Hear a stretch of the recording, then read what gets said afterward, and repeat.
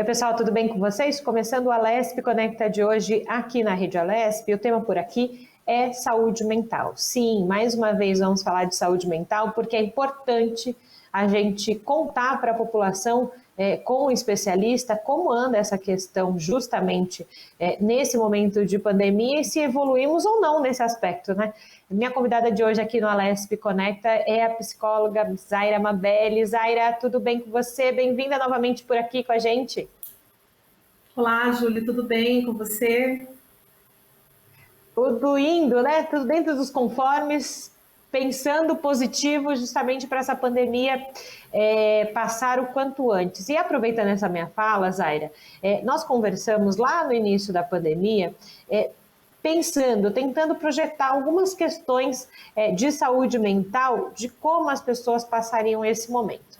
Um ano depois de pandemia, que a gente não vê grandes perspectivas aqui no país, muitos têm falado disso, do quanto as pessoas têm sofrido nessa questão psicológica e o quanto tem sido efetivamente afetado. Lá do início da pandemia para hoje, essa situação, na sua análise e aquilo que você recebe também no seu consultório, que seja virtual ou presencial, mudou daquela projeção para cá ou não? Se intensificou? Olha, Júlia, o que eu tenho notado é que houve sim uma intensificação, né? Tá bem acentuado, a gente percebe aí o nível de ansiedade muito maior, né? A depressão também. E o que eu acho importante falar é que, na verdade, tudo isso já acontecia mesmo antes da pandemia, né? Eu vejo que a pandemia ela foi um enorme gatilho. As pessoas que já traziam algum histórico de transtorno, de algum sofrimento, essas pessoas elas foram vistas, se perceberam sem recursos, né? Então, esses recursos quais eram? Elas poderiam sair, se divertir, viajar, e hoje está tudo muito restrito, nós estamos em isolamento. Então, esses recursos eles foram retirados das pessoas e as pessoas foram obrigadas a olharem para si. E aí é onde acaba desencadeando, né? A pandemia ela entra como gatilho e a situação vai desencadeando um estágio muito mais acentuado. Eu não acredito, por exemplo, que alguém tenha adquirido, né, alguma coisa na pandemia, mas eu acredito que já existia algum fator que era camuflado, né? Era camuflado exatamente por esses recursos que nós tínhamos.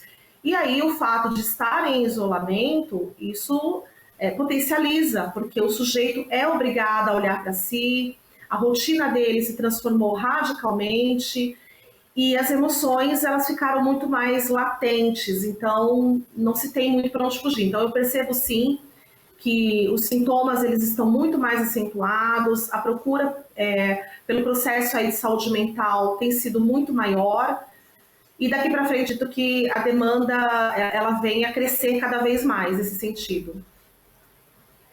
Você traz uma questão bem interessante, né? As pessoas, na sua maioria, não adquiriram questões mentais na pandemia. A pandemia foi um grande gatilho para algo já intrínseco nas pessoas. Então, acho que é importante a gente falar isso. Talvez com essa loucura do dia a dia, com todo mundo vivendo 24 horas em cima de 24 horas, não se parou para se olhar. E na pandemia, que as coisas precisaram se desacelerar assim de um modo até abrupto, né? As pessoas começaram a enxergar algumas questões. O que para você, no caso né, do seu consultório, o que chegou mais? Essa questão de ansiedade, depressão, outros tipos de questões mentais e psicológicas? Só para a gente tentar ter um perfil, se é que dá para a gente ter um perfil nesse momento de pandemia sobre saúde mental, né? Na verdade a gente tem dois cenários aí, que é importante a gente falar. A gente tem uma questão econômica, né, do país que mudou radicalmente, né? Então muitas pessoas perderam o emprego, entrou em falência, de repente essa pessoa ela tinha aí algum estabelecimento, uma empresa, independente do porte, né? Veio a falência e lidar com isso é muito difícil. Então eu chamo isso de um marco macro, né? Algo macro. Então que se estende aí a qualquer pessoa. Mas também tem as questões, como você mesma disse, intrínsecas, que é de cada sujeito, né? Cada pessoa, ela tem ali uma demanda que ela traz para o consultório. Quando a gente fala de ansiedade, a gente fala de depressão, a gente tem a impressão que só se resume nisso, né? E não é verdade. A gente tem que pensar também que nós temos trabalhado em consultório a demanda do luto. Como é que está sendo esse luto, né? E o luto, a família pós-Covid, muitos familiares que infelizmente foram aí acometidos pelo Covid e teve o seu ente querido, né, que faleceu. Como é que eu trabalho esse luto? Pensando em que o ritual desse luto ele não existe mais. Hoje eu encontro o meu colega, o meu parente, numa situação em que eu tenho ali 5, 10 minutos para me despedir daquele corpo.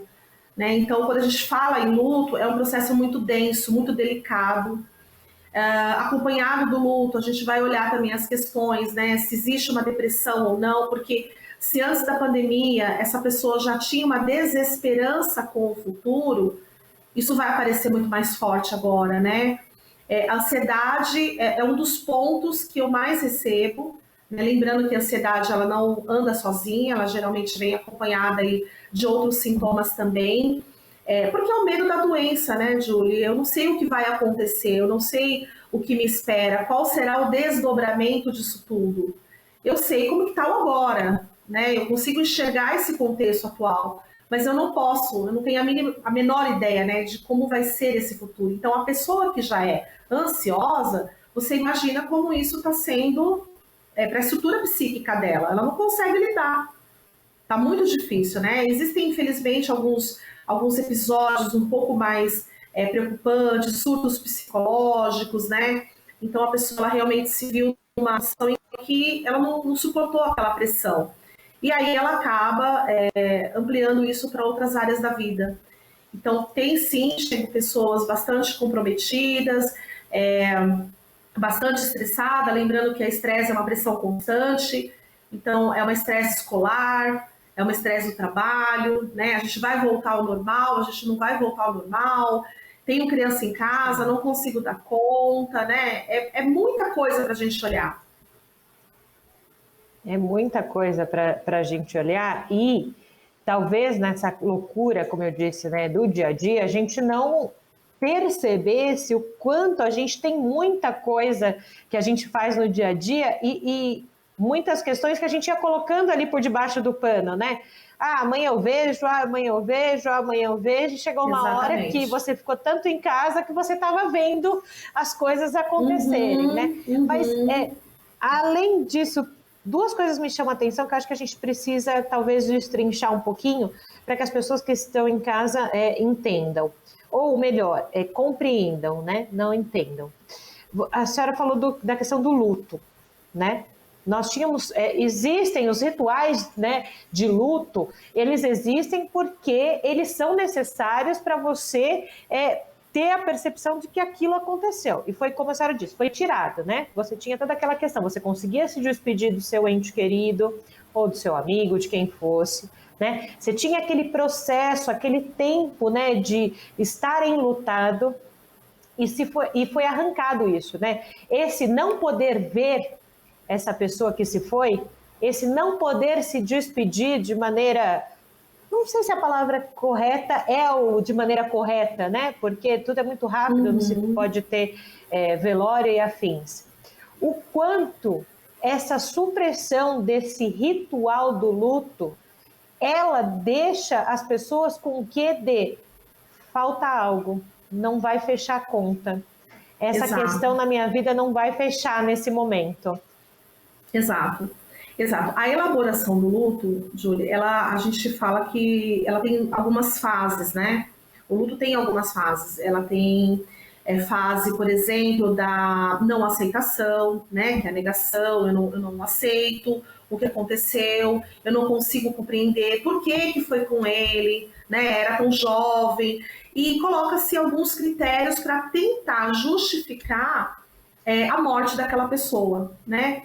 Então, quando a gente fala do ritual, ele sim é necessário para qualquer pessoa, né? Então, não basta apenas eu sei da notícia, eu soube do falecimento, e como que é isso? né? O ritual ele se compõe basicamente você olhar o corpo e você fazer a sua oração, ou enfim, aquilo que lhe cabe de acordo com a sua fé. O choro ou não, né? Porque o luto tem as fases, então não necessariamente eu vou precisar chorar naquele dia. Pode ser que esse choro vá acontecer um mês depois da morte desse ente querido. Então, para trabalhar e elaborar esse luto, essa pessoa precisa de um acompanhamento psicológico. Então, o profissional vai ajudá-lo a elaborar esse luto. Então, a partir do momento que eu me privo desse momento em que eu não estive com esse ente querido, não foi possível, por vários motivos, até por questão de protocolo, né, que a gente está vendo aí que é tudo muito rápido, realmente, essa que ficou engasgada, essa expressão que eu queria ter soltado ali na hora, para onde que vai isso? Ela vai para algum lugar e ela precisa ser trabalhada. E para se trabalhar isso, ela precisa minimamente de um apoio psicológico para poder conseguir lidar com tudo isso. Agora, esse lidar com tudo isso também vai de pessoa para pessoa, né? Cada um lida com uma situação de um jeito. E eu acho que aí está o grande segredo do porquê se falar de saúde mental é essencial, porque cada um tem o seu tempo. E cada um precisa descobrir, ou sozinho, ou com a ajuda de um profissional, como sair daquele momento que acha que não vai conseguir sair. Uma leitura muito popular, eu acho que sobre ter um atendimento psicológico e de terapia é isso, né? É você ter o auxílio de alguém para sair daquele lugar, né? Dar um passo com relação a alguns temas de vida. Exato. Por isso que eu falei um pouquinho atrás para você a questão do macro, né, e do micro. Então, o macro a gente vai enxergar como um todo, né? Como é que está essa sociedade, como é que está esse país, né? A economia do país que teve um impacto diretamente em todas as famílias. Agora, quando a gente pensa na particularidade de cada um, que cada um tem a sua particularidade, ninguém é igual a ninguém, né? O que serviu para o colega não serve para mim. Então, eu preciso entender como eu funciono, quais são as minhas crenças, né? Por que de repente, o prazo para o colega, vamos dizer assim, a grosso modo, se recuperar foi muito mais rápido e o meu está demorando tanto. Então, é aonde entra, né, o profissional para ajudá-lo a entender e elaborar esse luto da maneira dele, né? Ele é único, então não vai servir. O que aconteceu com o outro não vai servir para mim. Agora, ao mesmo tempo, nós estamos pensando, talvez, em adultos, não é? Eu queria a sua palavra com relação às nossas crianças e os adolescentes, que por si só, até por entender essas emoções, ainda estão em construção de sentir emoções, principalmente as crianças, né? E aí você pega nesse último ano e meio, né? A gente fala 2 como se já fossem 2 anos e não, nesse último ano de pandemia, mais agora 2021, que elas são cerceadas de muitas coisas, estão sendo nesse momento cerceadas de muitas coisas, né? Que vai ter um impacto na vida delas? Vai, mas cada uma vai diluir isso na sua vida de um jeito. Para o pai e para a mãe que assiste a gente agora, qual a melhor atitude hoje com o seu filho no sentido de acolhimento, no sentido de escuta, no sentido que ele ajudá-lo a expressar as suas emoções nesse momento que, se nós adultos não entendemos esse momento tão difícil que a gente está passando, de crise sanitária da Covid, imagina eles, que por mais que já tenham ouvido falar de Covid, vacina aqui, vacina lá, o entendimento é diferente deles. Sem dúvida. É diferente, né? Depende muito da faixa etária. Quando a gente fala de uma criança de 0 a 4 anos, mais ou menos, a gente pode entender que é uma linguagem completamente diferente.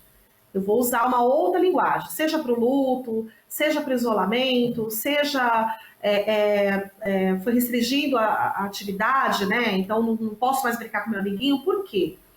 Essa linguagem tem que estar adaptada à faixa etária da criança. assim como o adolescente. A angústia dos pais, ela é uma angústia que reflete muito nas crianças, né? Eu percebo que tem crianças que chegam ao consultório, eu brinco, eu costumo dizer que é a esponjinha da casa. É uma criança que vem totalmente sintomática, ela vem agitada, ela vem chorosa, porque esses pais eles não conseguem, eles não dão conta de acolher o sofrimento dessa criança. E por quê? Porque eles também estão dentro de um sofrimento, né? Eu não consigo ajudar alguém, oferecer um recurso para alguém que eu não tenho. Então, olha, não é só uma questão de olhar, né, a fala para essas crianças, mas como eu estou naquele momento. Se para mim, adulta, eu consigo compreender que a tão famosa, né, palavra resiliência, né, a gente fala muito dela nos últimos tempos. Então, se eu consigo me encaixar nessa resiliência, eu consigo também transmitir para o meu filho essa segurança. Então, é o momento da gente usar os recursos que nós temos. Então, o colega vai brincar com você na escola, porque as aulas voltaram, né? Então, está sendo intercalado. Você vai brincar com o colega, você não pode trocar máscara. Uma forma lúdica de se trabalhar com a criança, de repente, construir um desenho junto com a criança. Né? A gente não tinha o antigo gibi, a gente pode fazer o nosso gibi Sim. da nossa realidade. Né? Então, olha, filho, filha, o coleguinha está usando máscara, ele espirrou, né? Ele precisa lavar a mão, ele precisa procurar ir no banheiro se possível, para poder se higienizar. Ele não pode prestar máscara para você, porque fica dói, como eu te falei, depende da faixa, né, da idade da criança. Trabalhar de uma Sim. forma lúdica com a criança. Agora, eu só consigo oferecer para o outro aquilo que eu tenho como recurso. Então, se eu tenho esse pai, essa família em sofrimento, elas primeiramente precisam ser acolhidas para acolherem essas crianças. Né? Então, a escuta, o estar disponível para essa criança é o caminho. Ah, mas eu não tenho paciência, eu não aguento mais. É olhar para isso, cuidar disso e se atentar ao que a criança te traz. Não encarar aquilo como uma bobagem, não encarar aquilo como que você já me trouxe isso 2 vezes no dia, chega, já te expliquei, assunto encerrado. Isso vai gerar na criança uma ansiedade muito maior. Né? E como é que a criança expressa isso? Ela expressa por gesto. Ela fica chorosa, ela fica inquieta, ela fica impaciente, ela chama atenção. É uma forma dela se comunicar com o adulto e dizer, olha, eu não estou bem. Né? O adolescente ele tem um pouquinho mais... um pouco mais fácil lidar? É um pouco mais fácil, mas o adolescente também precisa entender que quanto mais exposto ele estiver a noticiários, a um determinado meio de comunicação que despeja o tempo todo aquela informação do Covid, isso vai sobrecarregar. Então, eu sugiro que as pessoas tirem pelo menos meia hora a 1 hora do dia para entender o que está acontecendo. Né? Olhar a vacina que está chegando, olhar a faixa etária, se atentar a isso, porque senão o desgaste vai ser muito maior, ela fica propensa só a ouvir aquele tipo de notícia, então naturalmente, né, a cabeça dela vai trabalhar de uma forma super negativa, ela não vai conseguir ver luz no fim do túnel. Nós precisamos ficar informados? Precisamos, é necessário, mas eu não preciso ficar 24 horas antenada a isso, nas redes sociais, na televisão. O que eu preciso saber? Né? O número de vacinas, quanto é que chegou, a minha faixa etária está próxima, é o dia X, né? Do meu marido é o dia Y e assim por diante. Porque senão realmente a condição psíquica fica insuportável e cada dia que passa essa pessoa vai adoecendo cada vez mais. Pois é, essa questão do adoecer cada vez mais, né? Às vezes a gente já somatiza as coisas e a gente não percebe, principalmente nessa relação, aproveitando que a gente está falando das crianças, essa relação nossa de pais, né, com as crianças. Muitas vezes a gente, no popular fala, a gente acaba passando insegurança para a criança, passando uma ansiedade. Muita gente acha que é só papo, e não, né? Muito de como os pais se colocam diante de um assunto e diante de um problema, de uma situação e afins, é muito de como você também está ensinando seu filho, né? Eu várias vezes falei, gente, mas eu precisava ter me descabelado desse jeito na frente do meu filho, porque o que eu estou passando para ele, né? E a gente esquece, claro, com o dia a dia a gente acaba, né, tomando algumas atitudes que a gente esquece disso. Mas é importante que a gente tenha isso claro, né? Que não seja mais um fardo, né? Principalmente para os pais, essa questão, né? Mas que a gente entenda o como se passa isso para eles. Uhum. É importante. É importante entender isso, é importante, o acolhimento é tudo, né?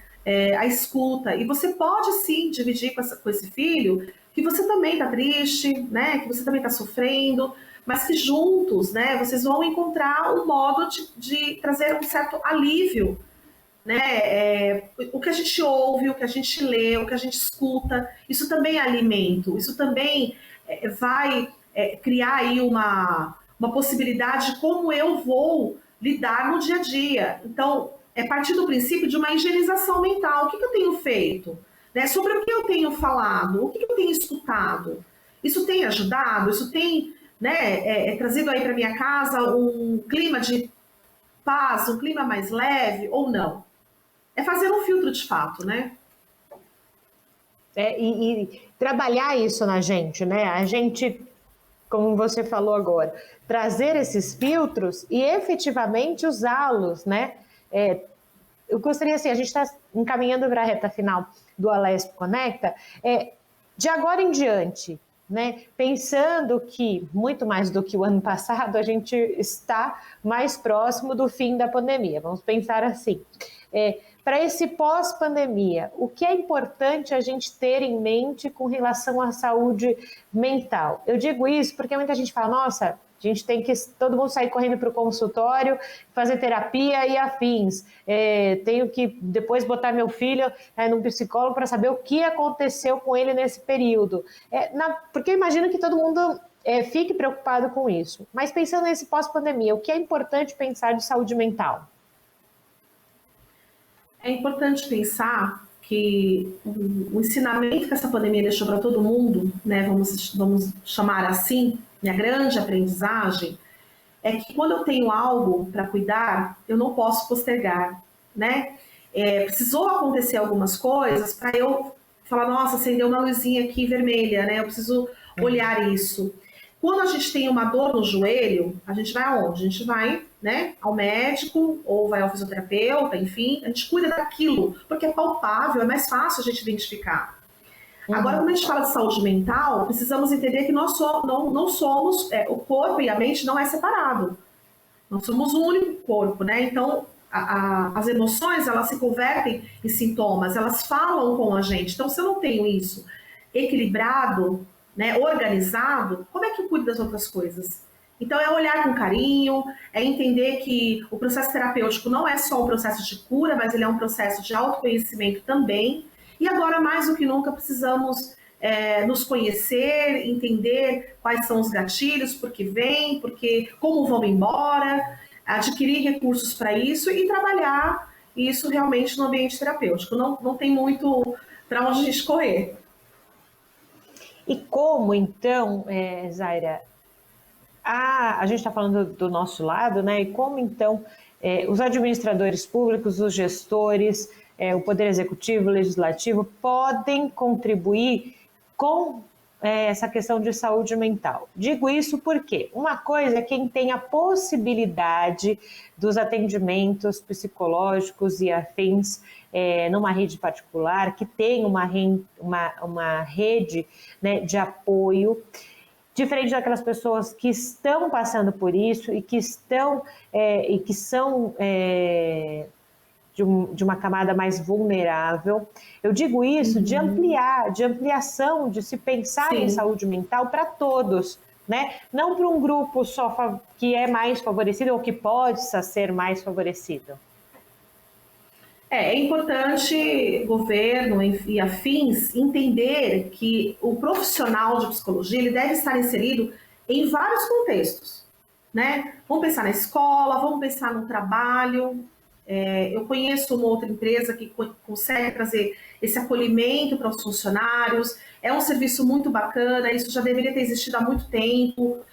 pensar que esse profissional deve estar presente em outros lugares também, né? A gente tem que pensar que o sofrimento psíquico, ele não escolhe raça, credo, cor, né? Ele simplesmente surge.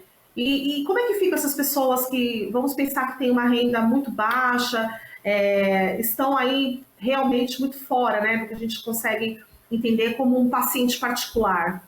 Então, é necessário olhar com carinho para isso, estender esse trabalho a outras instituições. Eu preciso ter um profissional de saúde mental dentro da minha empresa, eu preciso ter esse profissional na loja onde eu trabalho, na escola que eu acabei de abrir, né? E assim por diante, pensar em várias possibilidades onde o sujeito possa ser acolhido, onde ele possa ter uma porta que ele vai abrir, vai dizer, olha, eu sei aonde eu devo ir, a quem, né, levar essa queixa e realmente encontrar, né, um apoio psicológico. Todas as pessoas merecem e precisam desse apoio. Justamente, e que a gente possa, por isso que eu trouxe a senhora de novo aqui ao Alesp Conecta, para que a gente possa colocar isso na consciência das pessoas, que é preciso olhar com carinho para a saúde mental, como também a gente se preocupa, como você bem disse, quando alguém quebra um pé, ou, né, se machuca, ou tem uma sinusite, uma rinite, todo mundo corre para o médico, né? E a gente vai deixando as nossas emoções lá para a última prioridade da fila, né? E me parece que nesse momento, claro, tem que se tratar as doenças, mas a gente tem que colocar essa nossa realidade de saúde mental em primeiro plano para a gente seguir da melhor maneira possível. Então, eu agradeço você, Zaira, por essa mais uma contribuição aqui na Rede Alesp. Eu que agradeço, Júlia, foi um prazer. E você que está em casa, você sabe, né? Para rever a nossa programação, eu sempre falo isso, corre lá no nosso canal do YouTube da Rede Alesp, a gente fica por aqui, você segue então com a programação da Rede Alesp. Tchau!